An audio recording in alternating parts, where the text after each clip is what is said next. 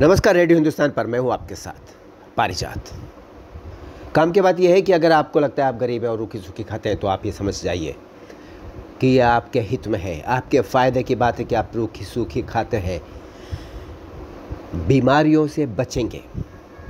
आप मध्यम वर्गीय परिवार के हैं या निम्न मध्यम वर्गीय परिवार के हैं या एकदम निम्न वर्ग आर्थिक स्तर पर कह रहा हूँ, आर्थिक स्तर पर निम्न वर्ग के हैं तो भी आपको ये ध्यान रखना चाहिए कि जो मिला है उसका नुकसान आपको ज़रूर लगता होगा, लेकिन उसका एक फ़ायदा भी है।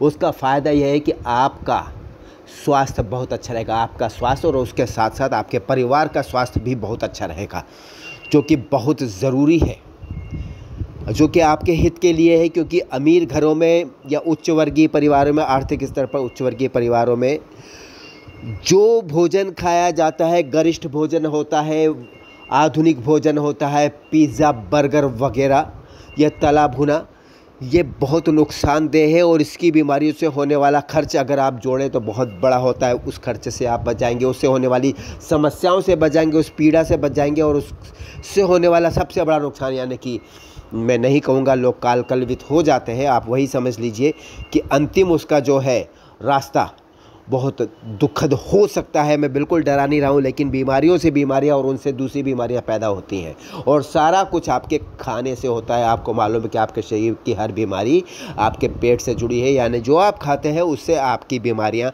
जन्म लेती हैं अलग अलग रूप में। तो आप फ़ायदे में हैं।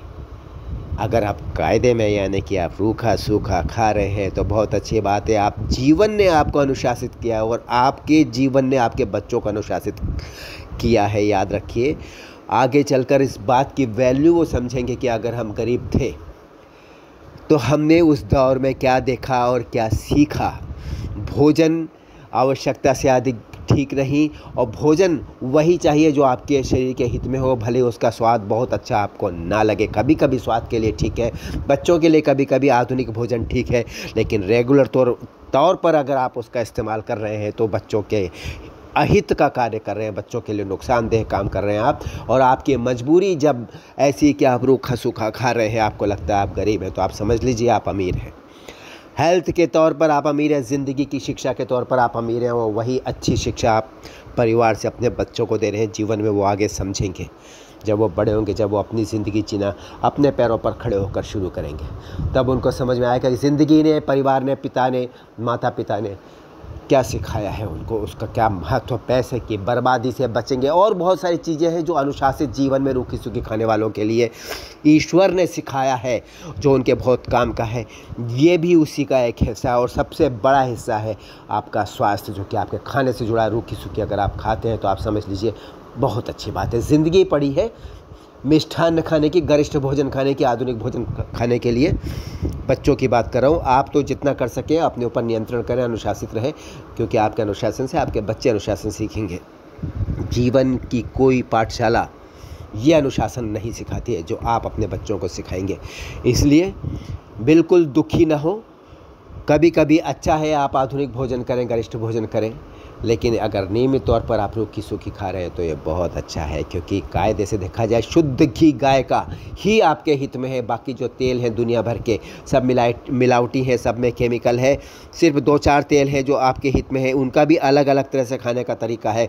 सरसों का तेल है, उसमें सर्वोत्तम है सरसों का तेल। तो अभी मैं अपनी बात यहाँ पर समाप्त करता हूँ। मेरा संदेश स्पष्ट है कि इस बात का दुख ना करें कि आप रूखी सूखी खाते हैं या आपके बच्चों को आपके कारण रूखी सूखी खाना पड़ रहा है, क्योंकि आप बहुत रिच नहीं है, ऐसा मत सोचिए। आप बहुत अच्छा जीवन दे रहे हैं बच्चों को। उनको इंसान बनाइए, उनको स्वस्थ बनाइए, उनको जीवन की शिक्षा दीजिए। आपसे अनुमति लेता हूँ, जाते जाते हमेशा की तरह कहूँगा, पानी बचाइए, सबको सिखाइए। नमस्कार।